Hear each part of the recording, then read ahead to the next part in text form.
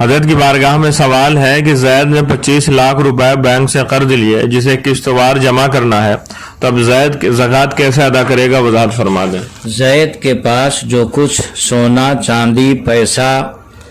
اور دکاندار ہے اگر تو دکان پر جو سامان تجارت ہے وہ سب کی بازار بھاؤ سے قیمت سب لگانے کے بعد جو پیسہ بنتا ہے اس میں سے 24 لاکھ روپے مثلاً 25 لاکھ روپے مثلاً اس نے قرض لیا ہے، تو 25 لاکھ روپے جو قرض لیا اس کو مائنس کر لے گا، وضع کر لے گا، اس کے بعد جو بچے گا اس کی زکوٰۃ ادا کرے گا۔ مثال کے طور پر زید نے اپنے سونا چاندی پیسہ یعنی جس دن اس کا سال پورا ہوتا اس دن اس نے حساب کتاب لگایا، سونا چاندی پیسہ اور سامان تجارت وغیرہ کا سب کا اس نے جو حساب کتاب لگایا تو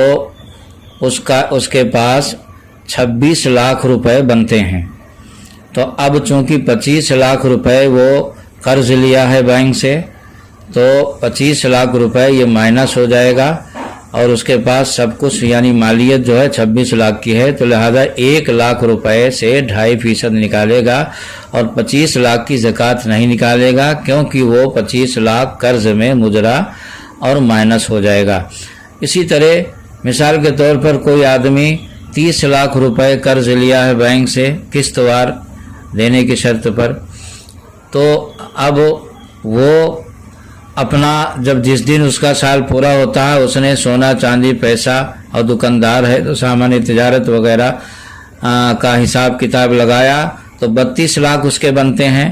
تو 32 لاکھ میں سے صرف 2 لاکھ کی زکوٰۃ وہ نکالے گا کیونکہ 30 لاکھ جو اس کا قرض ہے اس کے اوپر بینک کا، تو وہ 30 لاکھ قرض میں مائنس اور وضع ہو جائیں گے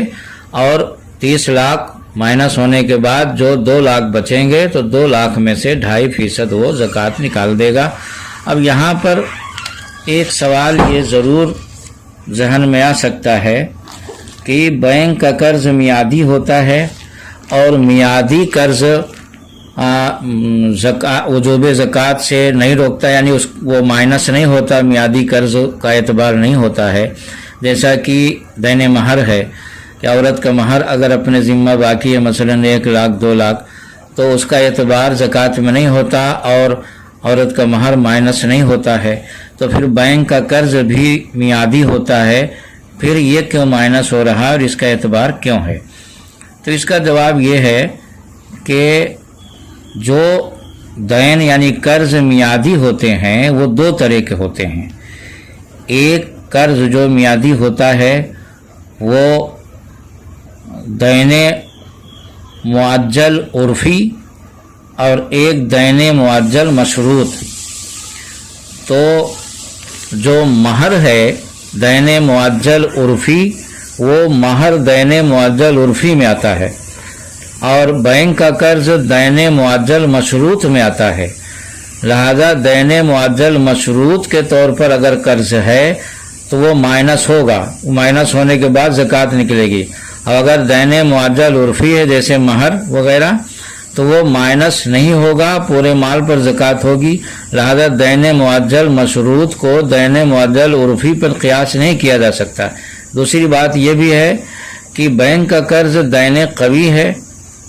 اور مہر دین ضعیف ہے، اور دین ضعیف کو دین قوی پر یا دین قوی کو دین ضعیف پر قیاس کرنا قیاس وان فارق ہے۔ یہ چیز بھی یاد رہے کہ جو قسطیں ادا ہو گئی ہیں، مثلا کسی نے 5 لاکھ روپے قرض لیا اور اس کا 15 رمضان کا سال پورا ہوتا، 15 رمضان سے پہلے اس نے 1 لاکھ روپے ادا کر دیا ہے، تو اب اس 1 لاکھ کا کوئی مطلب نہیں، 1 لاکھ مائنس نہیں ہوگا بلکہ صرف 4 لاکھ مائنس ہوں گے، یعنی جو قسطیں ادا ہو چکی ہیں ان کا اعتبار نہیں، جن کو ادا کرنا ہے وہ مائنس ہوں گے۔